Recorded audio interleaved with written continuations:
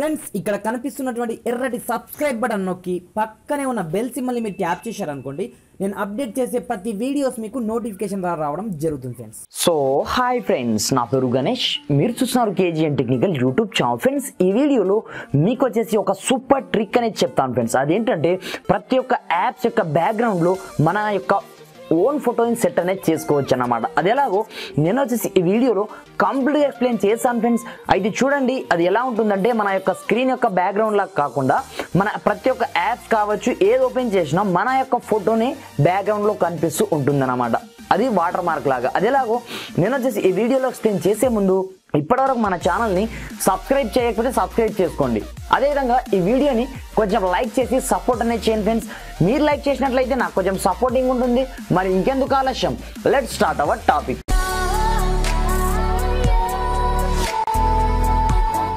Friends అయితే చూడండి, దీనికోసం ముందుగా మీరు ప్లే స్టోర్కి వెళ్ళండి. ప్లే స్టోర్ నుంచి డిజైనర్ టూల్ అనే ఈ అప్లికేషన్ని ముందుగా డౌన్లోడ్ అనేది చేసుకోవాల్సి ఉంటుందన్నమాట. సింపుల్గా దీన్ని డౌన్లోడ్ చేసుకున్న తర్వాత సింపుల్గా దీన్ని ఓపెన్ చేయండి.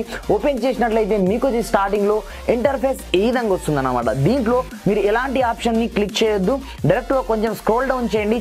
చేయగానే ఇక్కడ మేకప్ ఓవర్లే ఉంది చూడండి.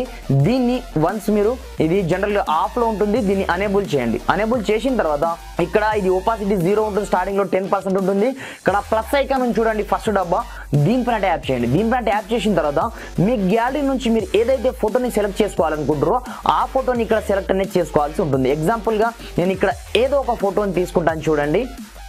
దీని నుంచి మనం ఏదో ఒక ఫోటోని చూస్ అనేది చేసుకుందాం. నేను జనరల్గా ఈ ఫోటోని చూస్ చేసుకుందాం అనుకుంటున్నాను. ఆల్రెడీ చూస్ చేసుకున్నాను. చేసుకున్న తర్వాత కింద ఒపాసిటీ ఉంది చూడండి, దీన్ని మీరు 30% ఆర్ 20% చేసుకోండి ఫ్రెండ్స్. ఎగ్జాంపుల్ పర్పస్ మాత్రమే మీకు చూపించడానికి నేను ఇక్కడ 40% పెట్టాను. పెట్టిన తర్వాత మీరు దీన్ని ఏం చేయదు, డైరెక్ట్గా బ్యాక్ అనేది వచ్చేయండి. ఇప్పుడు చూడండి, మీరు ఏ అప్లికేషన్ ఓపెన్ చేసిన, ఎగ్జాంపుల్ నేను వాట్సాప్ ఓపెన్ చేసినట్లయితే బ్యాక్గ్రౌండ్లో నా యొక్క ఫోటో కనిపిస్తుంది చూడండి.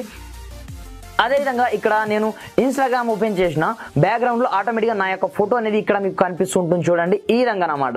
ఈ విధంగా ప్రతి ఒక్క అప్లికేషన్లో మీ యొక్క ఫోటో ఆటోమేటిక్గా మీకు ఉండడం జరుగుతుంది. ఇక్కడ మెసెంజర్ చూసినా నా బ్యాక్గ్రౌండ్లో ఫోటో మీరు చూసుకోవచ్చు. ఈ విధంగా ఆటోమేటిక్గా ప్రతి ఒక్క అప్లికేషన్లో ఆటోమేటిక్గా నేను ఫైల్స్ గో అప్లికేషన్ ఓపెన్ చేసినా సరే ఇక్కడ చూడండి ఆటోమేటిక్గా బ్యాక్గ్రౌండ్లో ఈ విధంగా మీ యొక్క బ్యాక్గ్రౌండ్లో ఆటోమేటిక్గా ఫోటో అనేది ఉండడం జరుగుతుందన్నమాట.